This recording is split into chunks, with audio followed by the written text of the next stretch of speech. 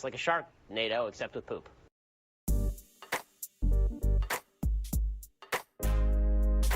This is an island surrounded by water, big water, ocean water. Trust me, I'm like a smart person. I'm very consistent. I'm a very stable genius. I had the best words. Tolerated. I know words. Mike Pounds. I hope they now go and take a look at the oranges of the investigation. But there's no better word than stupid. Anonymous, really anonymous. I'm very highly educated. One of the wettest we've ever seen from the standpoint of water. Had the best words. God bless the United States.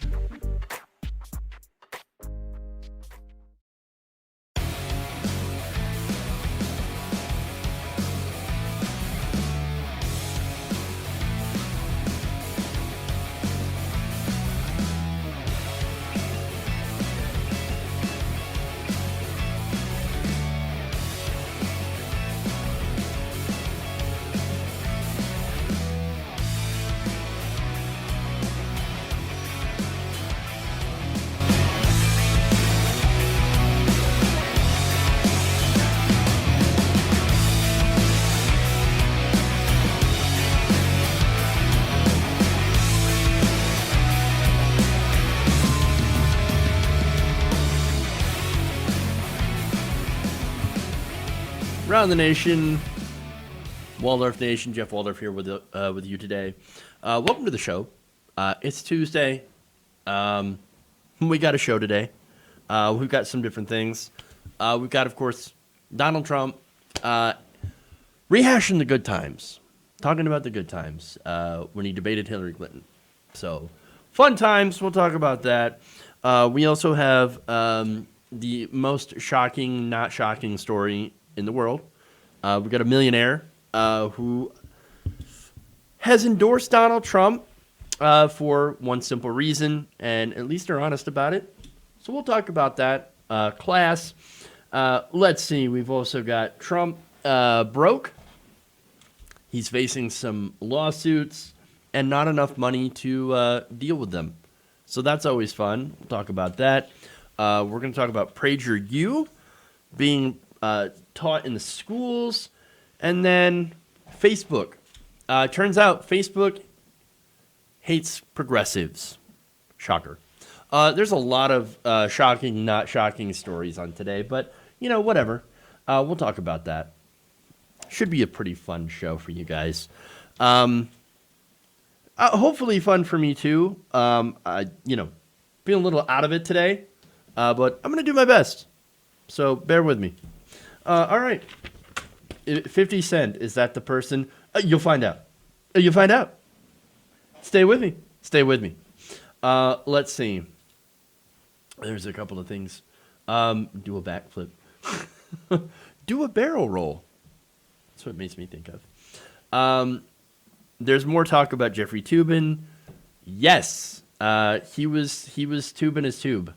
So, not good. Not good on that Zoom call. What are you doing?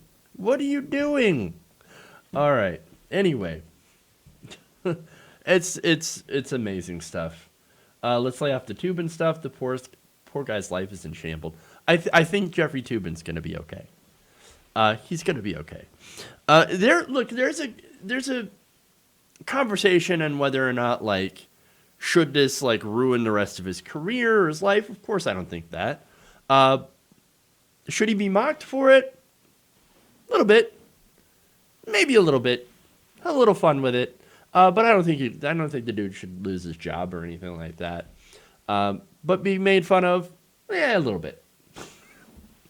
I'm okay with that. Am I on pain pills? I am not, but I do have a headache, so should be fun. All right. Anyway, let's see. Move on here. Hello, everybody on Twitch. Hello, everybody on Facebook as well. if there's anybody on Facebook. Which, by the way, again, there's probably a reason for that. Facebook has a super conservative bias. So we'll talk about that. Very interesting conversation here. All right. Tubin was YouTubing. Oh, God, you guys. With all that stuff. Oh, my God. All right, anyway. So we're late enough as it is. Please like and share the stream if you haven't already. And we'll get to the rest of the show. Let's start out with, of course, Donald Trump. As usual, disaster. Hello, Trashy Place, on the Twitch chat. All right, let's do it.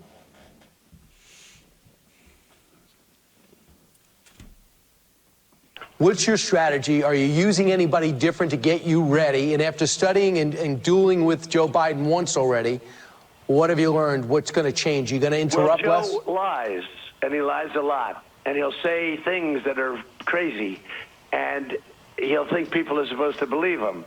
And they take ads, and they put ads in on things that never happened. Far worse than Hillary. Hillary was a much smarter person than him, but they play a much dirtier game. And she was dirty. Look, I mean, with the emails and everything else. I'm not talking about that. That was President Donald Trump talking about Hillary Clinton. Still in 2020. Look, I know. The references are, but this is so dirty. And they take the ads and they say the things that never happen. Yeah, that's what every political ad is, almost. I mean, look, sometimes I'll go and I'll turn on the TV and I'll listen to like CNN or something. Okay, when I'm trying to sleep, because nothing puts you to sleep faster than CNN. And I'll see commercials. I'll see these political ads, and I'm like, that's false. That didn't happen. Citation. And of course, most of the ads that are dishonest are generally ads run by the Republicans. Although, of course, some liberal ads do tend to like a little over exaggerate or something like that. But generally, when you're looking at fake news, it always happens to be Republican ads that are super, super false. And so it is kind of funny projection that he talks about that. The ads, they're so dishonest. They take things that never happen, even though it's literally quoting me from a rally or something, but I just forgot about it. Yeah, that'll, of course, come into play later on, so keep that in mind. But as far as Hillary Clinton is concerned, no one cares. Nobody cares about Hillary Clinton. Nobody gives a shit. For one, like, for me, as far as I'm concerned, she can go back in the woods. All right? She can go back in the woods and retire and whatever. Be with her grandkids. I don't give a shit. All right? Just, yeah, whatever. Who cares? Now, you're not running against Hillary Clinton, so she doesn't matter. And that's the overall point here. As far as this election, you got to understand that Joe Biden is actually in a lot better of a position than Hillary Clinton was in 2016. So, and I don't mean, just a polling, right? Because you had polling that generally showed Hillary Clinton being more favorable. It was unfathomable to people in mainstream media that Donald Trump could actually win. Now, here I think we're doing a slight overreaction that we give Trump a little bit too much credit now, because what his campaign was lightning in a bottle. It was a fluke. It was one of those things where it was like super, super unlikely to happen, and yet it happened. And now everybody's super freaked out about it. Like, oh my God, what if Donald Trump wins? Kyle Kalinski's doing the math on this, and he's like, there's basically very small path for Donald Trump to win, and it would have to be extraordinary, way more extraordinary than it was in 2016, when you basically had all the ingredients there for a Trump victory. And even then, it was pretty improbable. That's why it was such a big deal. That's why people are so freaked out, because basically it was the unimaginable, the unfathomable that happened. And so now, Like now, well, we've been living in 2020, okay, and this has been a pretty messed up year where all sorts of unfathomable things have happened. And so now we're all kind of primed for it, like, what if Donald Trump wins the second term? Oh, son of a bitch. And so there's that. But no, when you do the math and you look at the you look at the polling, it's actually a lot better for Biden than it was for Hillary Clinton. And so this weird thing about bringing up Hillary Clinton, it's like the only thing he's got. He's like, remember Hillary Clinton? Remember how good I did against Hillary Clinton and how bad she was? And then Joe Biden and then all that. Remember that? It was great. I did awesome. I beat Hillary Clinton. Yeah, but who cares? You're not running against Hillary Clinton. Doesn't matter. Doesn't matter. So now, that said, the reason, there are actual, factual reasons why Donald Trump is in worse position now than Hillary Clinton. For one, than he was in 2016 against Hillary Clinton. And then, of course, for one is he's got to defend his record. He's actually got a record now. And it's bad. During a pandemic, he's got to defend his basically disastrous response to. He's also got to defend his disastrous response to the economic recession that his party continues to do nothing about. He's got to, defend himself also against a man, which really, look, Joe Biden's got a lot of problems. If you followed the show during the primary, I pointed them all out because then I was in favor, of course, Bernie Sanders. And I still think that Bernie Sanders would make a much, much, much, much better president than Joe Biden ever could. That said, we lost. I lost during the primary. Sad day for me and for all of us burners. And now we're kind of stuck with Joe Biden. And that's bullshit. But okay, whatever. I still voted for Joe Biden. That said, he's got the advantage of being a man and not having to deal with sexism. And that's a significant advantage. He's also more likable than Hillary Clinton. And look, one example, by the way, of how sexism does factor into this, or I should say the lack of comparative to 2016, is during a debate, he told Trump to shut the hell up. Now, for a lot of us, we were like, awesome. That's great. Like, yes, tell that guy to shut the hell up. There's even t-shirts. It's great. Imagine if Hillary Clinton turned around to Donald Trump. It was like, why don't you just shut the hell up? Everyone's hair would be on fire. Like CNN would be like, how dare you, Hillary Clinton? How dare you say that to a presidential contender? No. They would have been like, did you see her? Hillary, what a bitch. What a bitch. She's such a mean woman. So understand that does factor in. Okay? Now, speaking of interruptions, and this is great. Kilmeade is he's gonna ask Donald Trump if, since he didn't get a whole lot of a good response during his last debate when he interrupted Joe Biden all the time, they asked him, "Are you going to change your debate tactics?" This was his response. Well, look, I do my own debating. I do fine, and I do my own debating, and a lot of people said I won. If you look at the Hispanic, very interesting, they did a Hispanic population poll, and I was at 77%. And a lot of people thought, look, when somebody stands there and he lies, I like to challenge it at the time, because you don't have time to go back.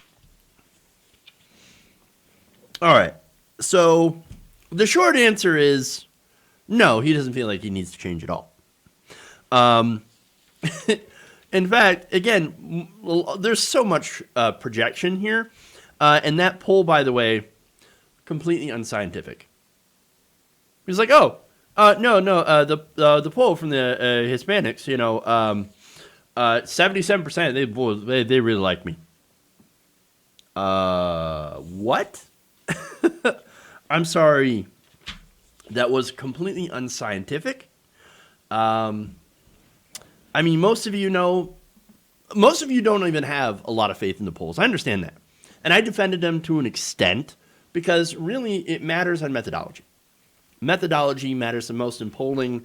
If you have scientific polls, they can at least tell you what direction the country is tending to tread, okay, or certain demographic groups.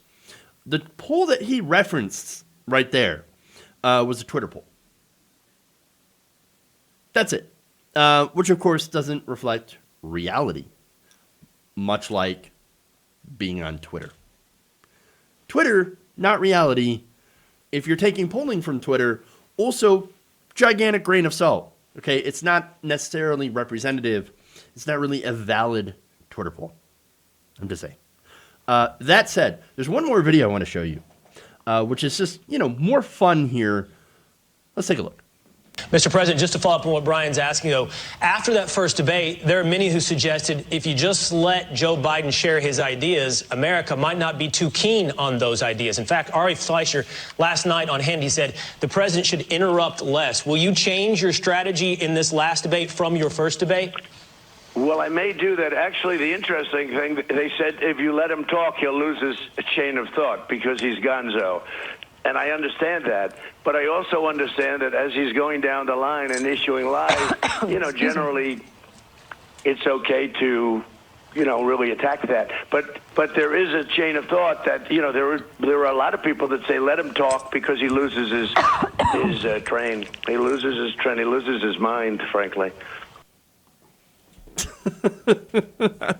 I just had to show that. Just because his mind is gonzo and then he loses his train. Because Ainsley Earhart is literally coughing right there. Maybe she's got the Rona. Maybe she needs to get herself checked out.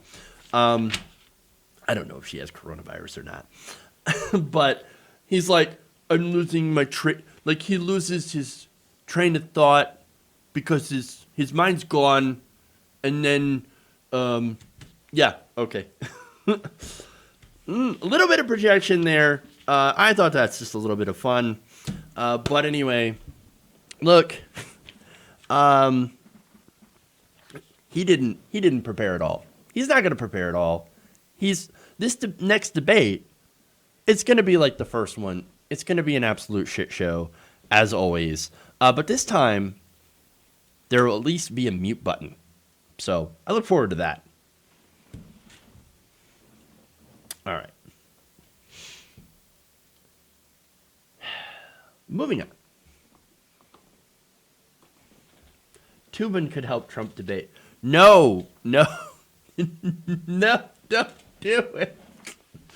Don't do it. All right, anyway.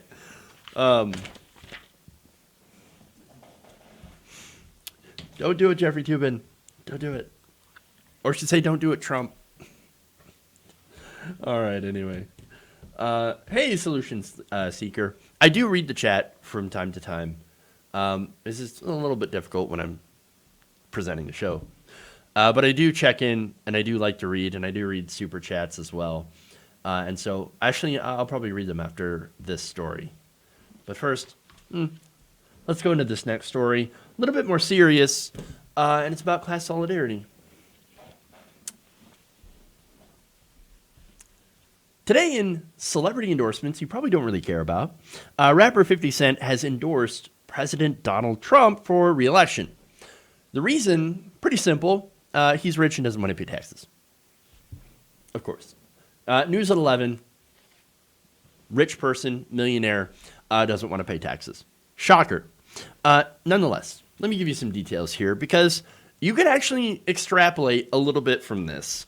For one, let's go to what he said. On Monday, he posted a screenshot of Joe Biden's proposed tax plan, which showed that wealthy residents of New York City would have to pay a tax rate of 62%. That's, of course, state and local taxes apparently added in, right? So you got the federal taxes, and then you've got state taxes and local taxes added in. So somebody living in New York who's a multimillionaire would have to pay around 62%. Again, this isn't really counting like marginal taxes or the progressive tax system, which I'm assuming he doesn't understand that. That's not because he's a rapper, obviously. It's because actually a lot of people don't understand how marginal taxes work. They don't really understand those concepts because, frankly, who teaches that? Nobody teaches that. And so I didn't learn that in school. Would have been nice to know how to do my taxes after I graduated. That said, okay, here's what he wrote. He said, "What the F? Vote for Trump. I'm out. F New York. The Knicks never win anyway. I don't care Trump doesn't like black people. 62%. Are you out of your mind?" So I love the admission here, right? Sure, Donald Trump's a racist, but I don't want to pay taxes. Okay, but nobody wants to pay taxes. It's kind of what you do in society. And if you have millions and millions of dollars, you end up having to pay more because, well, I mean, that's your contribution to society. You have more resources, therefore you must contribute more resources to society for the people who do not have those resources. So that's kind of how progressive taxation works. So that said, he says, well, I mean, Donald Trump's racist, but I don't want to pay taxes. Good enough for me. He's going to lower my taxes. Appreciate the honesty. Now, in fairness, of course, 50 Cent's always been against taxation. Way back in 2010, he said this: "I should run America. First thing I do is cut my taxes and then tell you all to chill the F out. I'm going to get to the rest of the problems." Now, I love it because it really does show you the mindset of somebody who is in the top 10%, 1%. I'm not exactly sure how much money 50 Cent has. I would assume maybe more than 50 cents. I'm not sure. That said, okay, I love how taxes would be the most pressing issue. And look, it really gives you an insight into how wealthy people tend to vote. Look, they're not concerned about healthcare, right? As far as enacting universal healthcare, because, well, they already have it. They can afford healthcare. They're not really concerned about it. I think they're really concerned about rising home prices, okay? Because, well, I mean, they can afford their home. They've got $1 million mansions, multi-million-dollar mansions. They can do whatever. They're not concerned with jobs, unemployment, welfare. They're already set up on anything. So from their perspective, what's the most pressing thing for them? How much money they get to bring home. And that's really it, okay? The only thing that really matters to people like this is how much they end up having to pay in taxes for what I would assume to them goes to, people who don't deserve it, people who don't work that hard. And that's the thing, right? And I'm not saying it's true for everybody who is of that class. I mean, there are a lot of people who've had excellent class awareness that were, wealthy and use their wealth to help other people. Nick Hanauer is a great example of that. He's a very wealthy person who does a literal podcast called Pitchfork Economics, where he's like, hey, you know what we need to do? If we don't want the pitchforks to come out for us, then we might want to be a little bit more equitable in our society.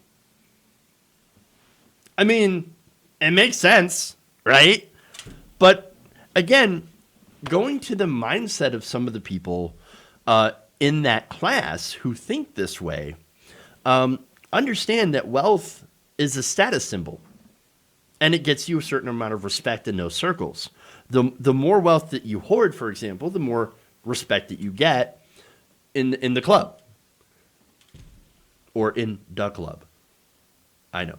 Bad puns, but that's why, by the way, something related, Donald Trump, he's desperate to be in the club. He's always wanted to be part of that cocktail circuit. And so this is a guy that's always inflated his wealth and, made himself appear to be more of a success than he is. But also, interestingly enough, because people see past that, I think, not like the people that watch him on TV, but like actual wealthy people, they still laugh at him because they're like, he's not one of us. No, this guy's an idiot. This guy's an idiot. He's a failure of a businessman. We know the real story about Donald Trump. And so that's why he's not necessarily part of that club. That said, I think what we can learn from this story that's really interesting is that in some cases, you can have racial issues take a back seat to class issues. So, for example, look, this guy, I mean, he's black, okay, is subject to the same issues of white supremacy and racism as any other black man would be, you would assume, right? But it's actually, I think that wealth provides somewhat of a cushion for him, somewhat of a shield. It's not a full shield, from what I understand, because there's still white supremacy, but that's a lot more than someone who is not a wealthy person gets. And so understand that there is that perspective from people who are wealthy African Americans or wealthy minorities. If they're only concerned about their own well-being and their own wealth, then those class issues are going to take precedence over issues of racial equality. So, I mean, for some people, that's going to be enough for them. And apparently 50 Cent is one of those people. Okay. All right. I'm going to go. I'm going to take a quick break here. We're going to come back. We've got Donald Trump and how he's not doing well financially. So we're going to break down an article in Politico that details that right after this break. Around the Nation.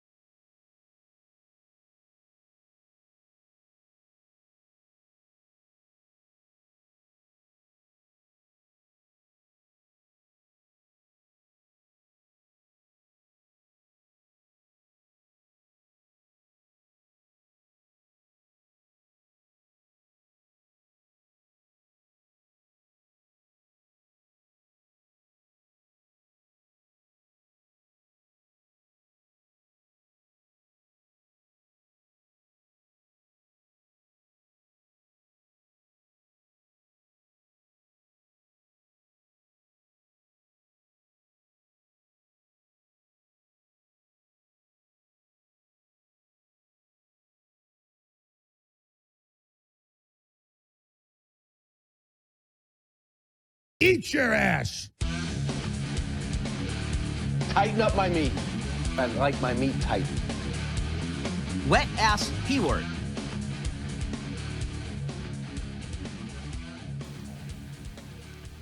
Welcome back to the show.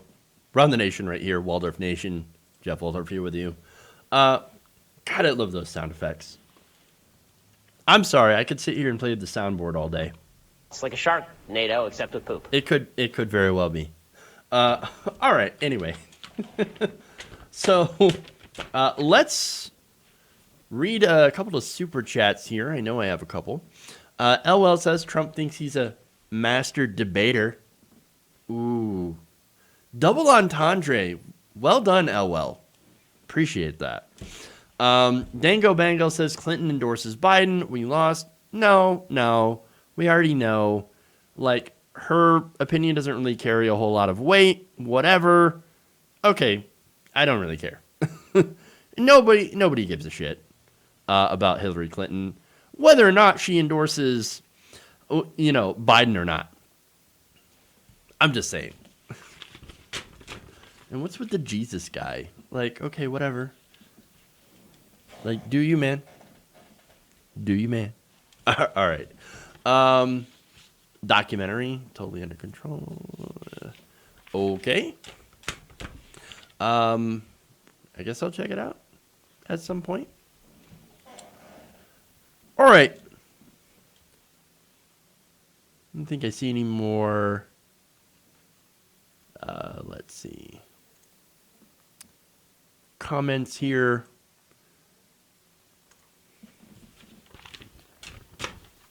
So let's move on.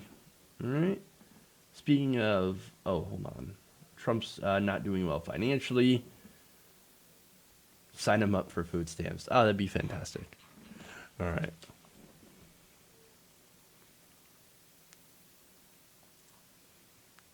Get a lot of weird trolls, though. That is very strange. Like, does this look like a religious chat room to you? Come on. Oh, by the way, let's see. Trashy Plays over at Twitch says, yeah, Trump's racist, but if I can keep my money, then I can get away from that. Sucks for you poor people of color. Yeah, that makes sense. Ravaging Wolverine says, what a great argument, telling his followers to vote against their own interests because he thinks his taxes are too high. I do need to get the Amazing sound clip. That would be pretty funny. And then Meme Beans asks, how's my computer fund going? It's slow. I've done a lot of upgrades, though, on my own, with, what money, of course, kicking in my own in order to help the show. So I've got upgraded processor, RAM, motherboard, case, all that stuff. So, yeah. But anything, I could always use more upgrades and stuff. So if you want to help out. All right. Let's dive into it.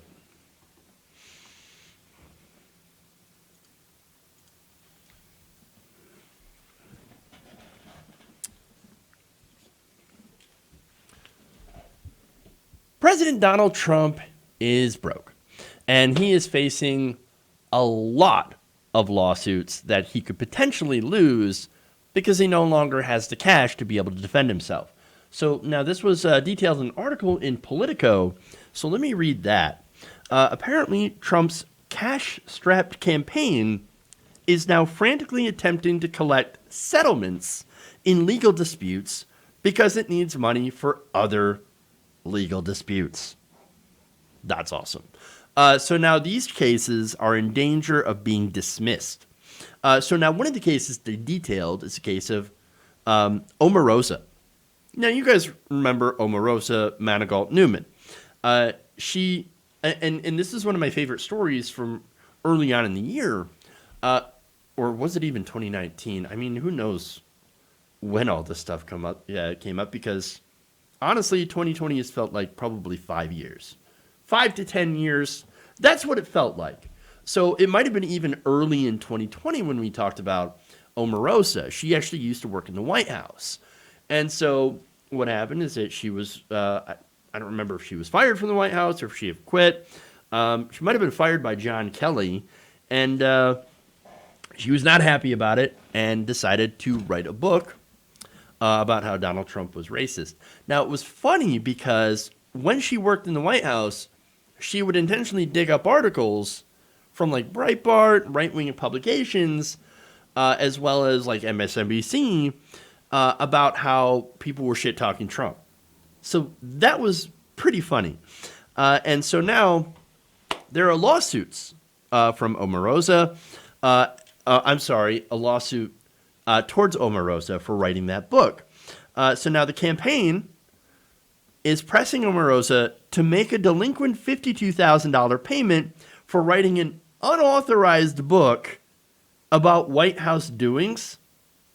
The report explains the money is desperately needed. According to this report, the campaign is currently engaged in a flurry of legal actions in the days before the election, which is an indication which is an indication, they say, that the money is tight, pointing out that Trump's people had previously pushed to collect $1 million from Manigault Newman. Politico reports that the campaign is under the gun to keep itself funded. And so, look, that's bad for the campaign. If the campaign doesn't have money, they can't really do the things the campaigns do. They can't really run a lot of ads. They can't do a lot of mailers, door-to-door operations in specific states. And so that's a problem. And, of course, usually the health and viability of a campaign is measured in how much money that they have on hand, how much cash they have on hand, and how much money that they are able to raise. Democrats have massively outraised the Trump campaign. For example, in August, Democrats outraised Republicans by $154 million. In September, Biden raised $383 million to Donald Trump's $247.8 million. And look, the funny thing about Trump's campaign is how much they actually waste money. Now, they wasted a ton of money under Brad Parscale. Parscale was the former campaign manager for President Trump for his campaign. He also, of course, ran Trump's 2016 campaign and wasted a lot of money. A lot of that money went from his donors to Brad Parscale's pocket through his various different businesses. So now he's not part of the campaign anymore because of his misappropriation of a lot of money that went into his personal businesses. And so now you have, of course, Bill Stepien, who was stepped in. I was going to do a disastrous pun, but I decided against it. You're welcome. But apparently, changing the campaign manager to Stepien didn't really do a whole lot for the campaign because there's not much you can do. I mean, there are things that Donald Trump still wants to do. For example, still playing ads in the Washington, D.C. media market, still playing ads in Wisconsin, even though the campaign has basically said we're not going to win Wisconsin. And so they're still doing that because Donald Trump will get mad at them for not running ads in Wisconsin. And so that's one thing that they have to navigate. Donald Trump. And that's really the elephant in the room. Like, how are we supposed to run this campaign efficiently when we're not raising as much money? And we have Donald Trump yelling at us every time we do something differently. And so that is interesting. All right. Now, there's more. Let's see.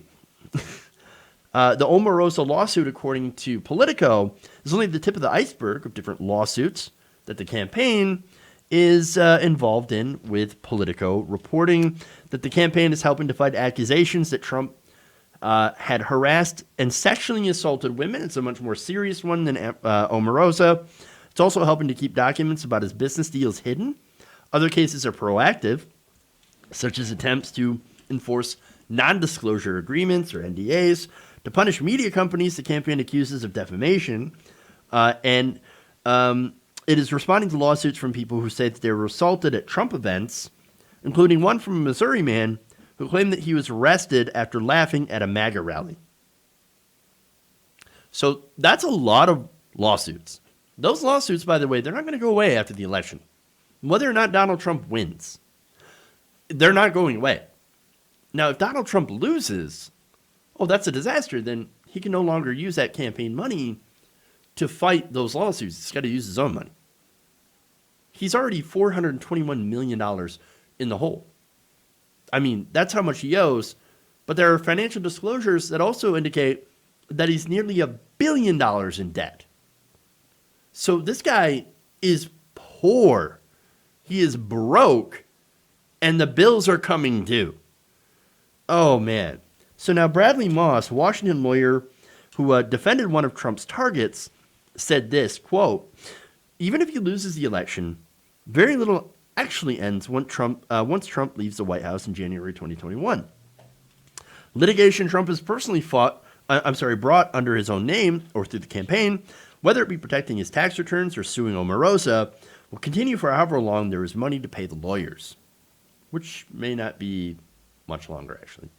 According to the report, the lawyers may be wary of continuing their representation of the president once he's out of office because of his extensive history in actually not paying people for jobs that they've done for him.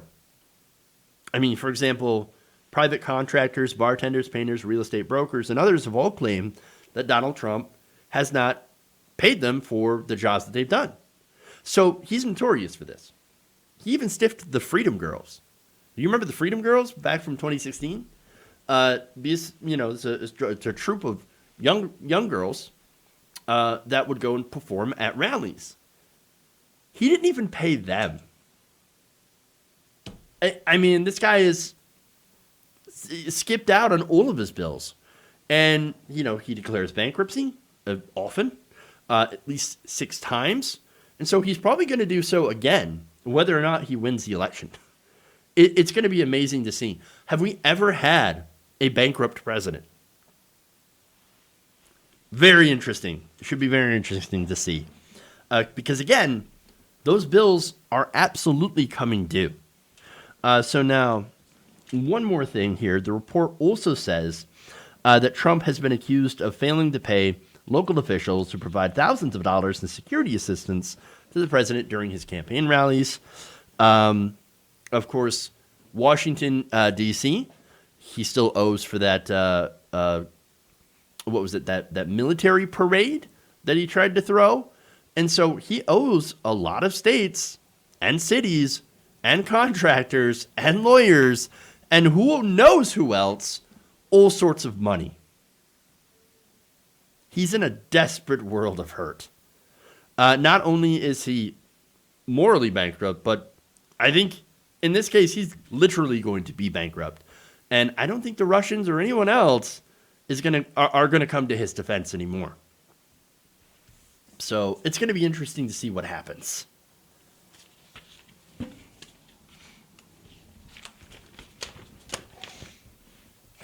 Wow. All right.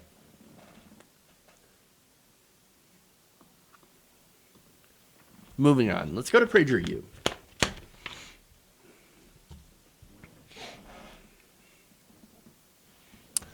A public school in Ohio is facing some backlash after assigning a student videos from the right-wing website PragerU. So now PragerU is not a university. So already false advertising, okay? It's not a university. What it is a propaganda channel funded by billionaires to the tunes of millions of dollars per year to put out what is basically conservative propaganda videos. So now, to show you how they're propaganda videos, the titles to some of these videos are Build the Wall, Why the Right Was Right, and The Left Ruins Everything, just in case you were wondering about that. I mean, The Left Ruins Everything is just kind of a super obvious example. Now, so this school in Ohio is looking at these PragerU YouTube videos and saying, we want to put that in our classroom. So now, according to Huffington Post, which published this story, a 10th grade history class at Maumee High School in Ohio, it turns out a student who went to that class, into that school, was assigned questions for an extra credit opportunity. And so this assignment asked her to watch PragerU videos and to answer questions about how the videos may have challenged her beliefs. And they also instructed her to have the video, to write down the video's most important messages. So that assignment, by the way, came at the same time that the website has been trying to gain further influence inside of K through 12 classrooms. So that's interesting. All right. Now, earlier this month, the organization had launched a program directly aimed at parents and educators, complete with study guides with sections such as Conservatives are the Real Environmentalists and The Ferguson Lie, based on a HuffPost review of the materials. Yes, totally unbiased sounding videos there. Totally. I mean, wow. I didn't realize conservatives who love oil and gas drilling and hate solar panels, they're the real environmentalists. They're the real people looking out for Mother Earth. Didn't know that. But hey, PragerU. All right, anyway. So now, this was brought to the attention of the school administrators by a parent named Andrea Cutway. Now, she's a mother of a 16-year-old student, Avery Lewis, who had originally gotten this assignment. So now, this student, she thought it was, rather surprising that she was getting an assignment for extra credit that involved her looking up PragerU videos. She's like, no, wait a minute. Well, that's a little bit weird. So she goes and she tells her mother, shows her mother, hey, this is what we're learning. And her mother said it was incredibly inappropriate to be assigning this, what was basically conservative propaganda, to not just her daughter, but other students in the classroom in order to get this extra credit work. Now, administrators, when challenged, they tried a compromise. Here's their compromise. They would allow the students to include videos that reflected views from the other side of the political spectrum. Now, that was her, by the way, that was her daughter's idea. It wasn't the school's idea. No, the girl thought of it. She's like, hey, look, if I have to talk about a PragerU video, then why don't I get something that's from the other side? At least that presents the other perspective. And the school's like, yeah, sure, whatever. Fine. Okay. But overall, they didn't think that it was a problem that PragerU was involved in the first place.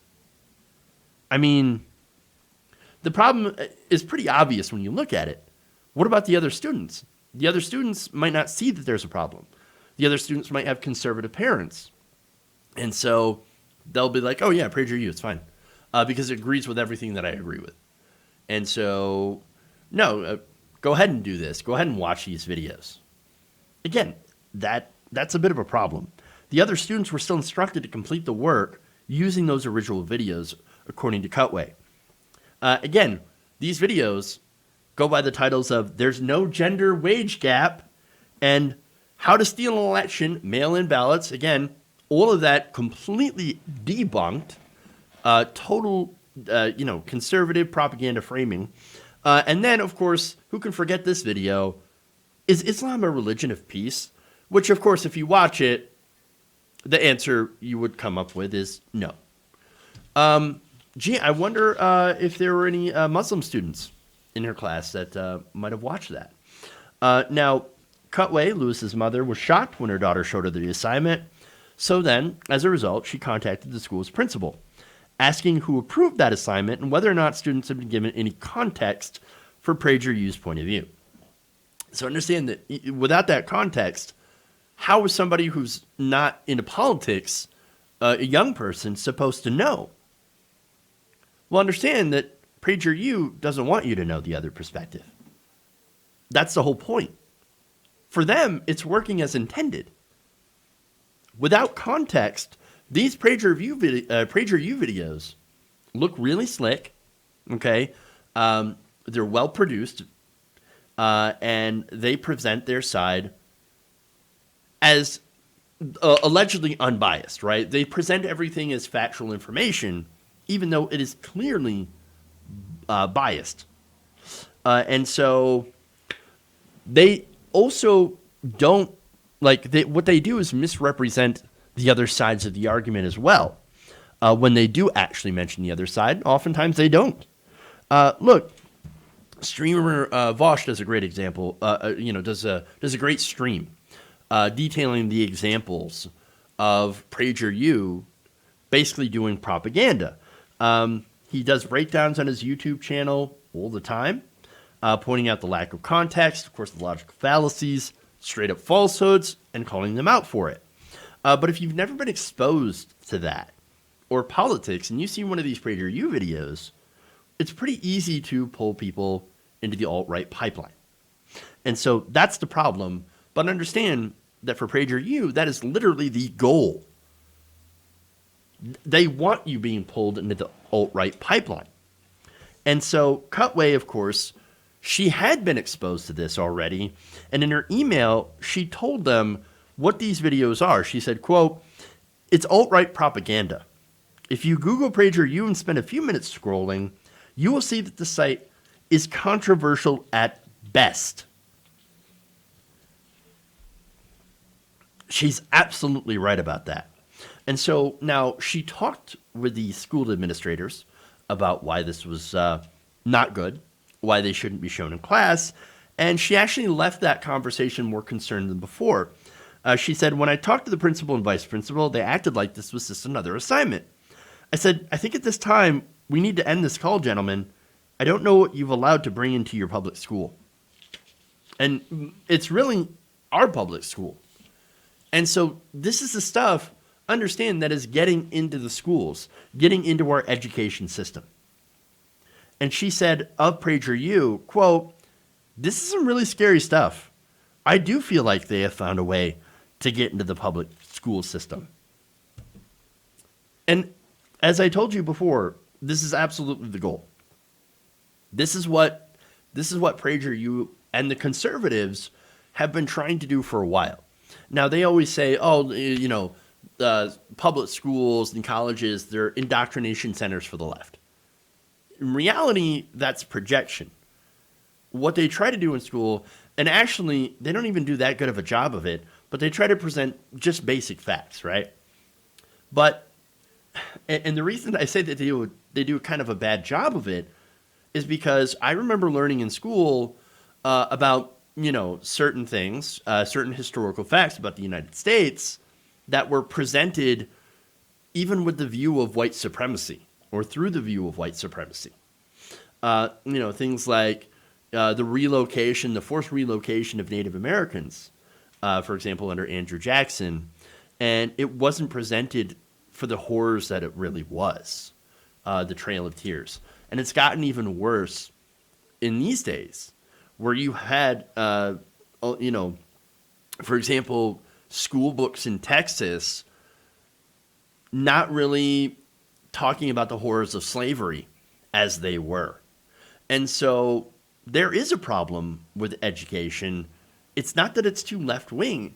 It's that right-wing ideologues have been trying to change it because facts have a problem with challenging their worldview, okay? Their worldview is antithetical in a lot of instances to the facts. And that's a problem, okay? And so I believe that children need to be, presented with factual information in order to have those children develop their own opinions and political identities based on those facts. And look, you can be conservative and still believe in facts. Believe it or not, right? You can have a conservative perspective, like a traditionalistic perspective, and be against social change, but also at least understand, I know those are facts. I don't agree with them. I don't like them, but facts are facts. And it turns out they don't really care about my feelings. And that's what it is. All right. Again, as Ben Shapiro aptly points out all the time, which is ironic, those facts don't care about your feelings. All right.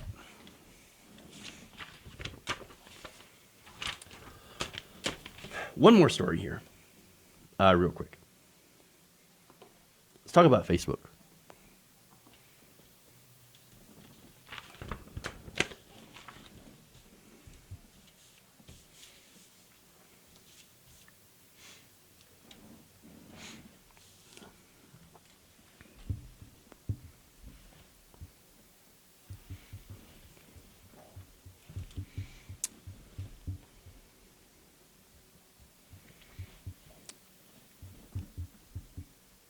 It appears that Facebook has been cracking down, not on the right wing, but on the left, using its algorithm to shut down traffic to left-wing pages and boost traffic to conservative pages.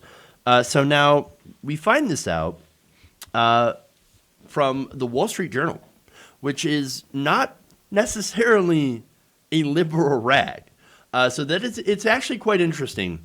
that the Wall Street Journal will talk about this. So now, the example that they use in throttling traffic to left-wing websites is Mother Jones. Now, the Wall Street reported that CEO Mark Zuckerberg had approved plans to change the algorithm to reduce the visibility of left-leaning news sites like Mother Jones on the platform. Now, of course, Facebook is rejecting this already. They reject the story. They say, "Oh no, we're not, we didn't actually pick favorites. No, we weren't boosting right-wing sites as a result of course, the right wing being super loud and saying." Oh, Facebook is liberal biased and all that. And so it's not fair. Zuckerberg still, again, as a result of that, that campaign, basically, decided to try to boost right-wing pages.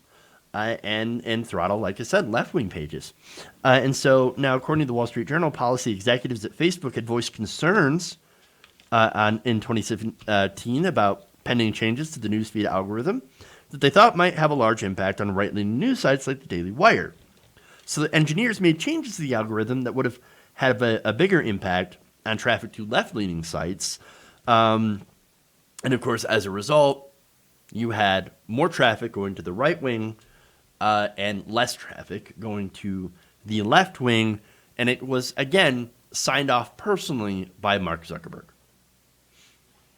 So now a Facebook spokesperson told the Wall Street Journal, "We did not make changes with the intent of impacting individual publishers." So now the Mother Jones example, notice how they say, well, we didn't go after Mother Jones specifically. No, but you went after left-leaning pages like Mother Jones. Just because you didn't single them out specifically to shut down Mother Jones doesn't mean that you didn't also impact left-leaning pages on Facebook. And so notice how they don't really address that at all. Okay? And so the thing is, again, Mother Jones is a great example of what happens when you do this.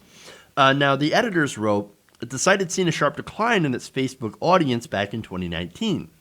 So now, as a result, they lost in revenue around $600,000 over the next 18 months after the algorithm change. So let me show you just an image of this, right? So here it is. That's a graph. You can see rising 2014, 2015, 16, gigantic spike in 17. Algorithm changes came, and then you've had a decline. So interesting that we see. So Mother Jones responded to this, by the way, this report.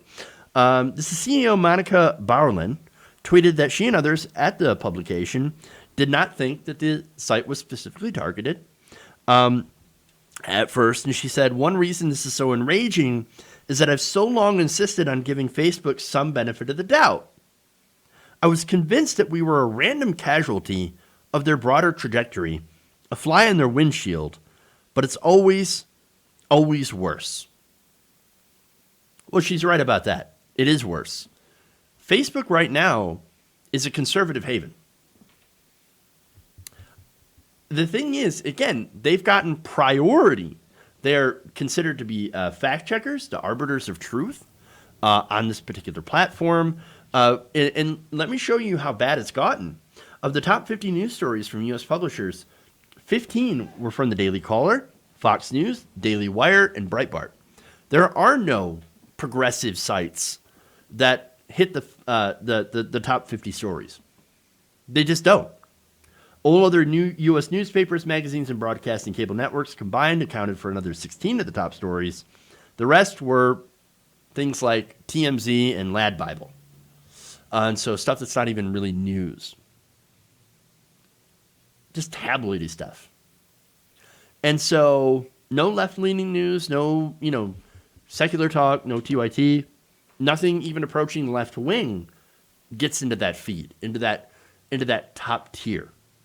And it's not because the left wing isn't popular, it's because Facebook rigged the game, rigged the algorithm. And not only have we seen that on Facebook, we've also seen this on other platforms as well. We've seen this on YouTube, where, of course, left-leaning YouTube channels get stifled, don't grow, don't get recommended as much as right-wing conservative pages. And so you have that. Now, I think it's gotten a little bit better since it was in 2016. And then, of course, YouTube has made some controversial decisions on banning certain channels, for example, like Alex Jones. And so I think they're trying to not appear to be conservative biased, but Facebook is not doing any such thing. Facebook continues to double down and to continue supporting their conservative pages and elevating them to higher positions. And so that is a big problem, especially when you're battling literal fake news, which conservative sites, again, having a conservative opinion is not the problem here. It's actually crafting and engineering fake stories. That is the big issue here. And when your publisher, when your platform decides to elevate that and not give an equal hearing to the other side, that gets to be a big problem. And it's a problem that should be fixed, that needs to be fixed. And I'm not exactly sure how we're going to do it. All right. That's all I got. Thank you for the subscriptions. John Young, Lloyd Ladera, thank you for subscribing on YouTube. Let's see. Also, thank you. Void Queen. Have I seen any vids from the Gravel Institute? Their videos have pretty good production quality and aren't insane. No, I haven't, but I have heard that they are doing more stuff, which I think is great. They're trying to be the left's answer to PragerU, and I think that's fantastic. So I love it. Ravaging Wolverine says, Zuck's not too different from 50 Cent at best. Fair enough. And all that stuff. Okay. All right. Yeah. Thank you all for tuning in. Please like and subscribe to the stream if you haven't already. Thank you on Facebook as well. There are progressives on Facebook.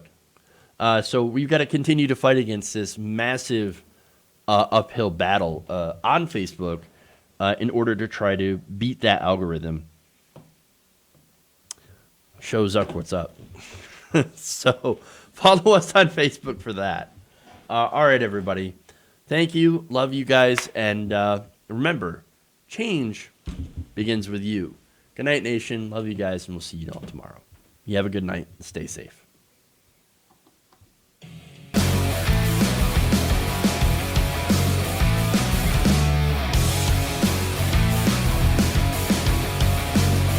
Please clap. They're kicking me out the door. Tighten up my knee. I like my knee tight.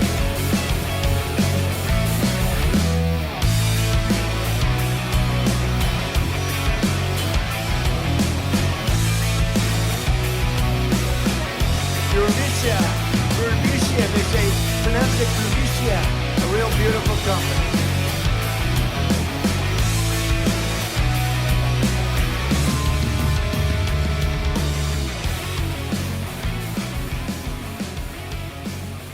They're kicking me out the door. They're kicking me out the door.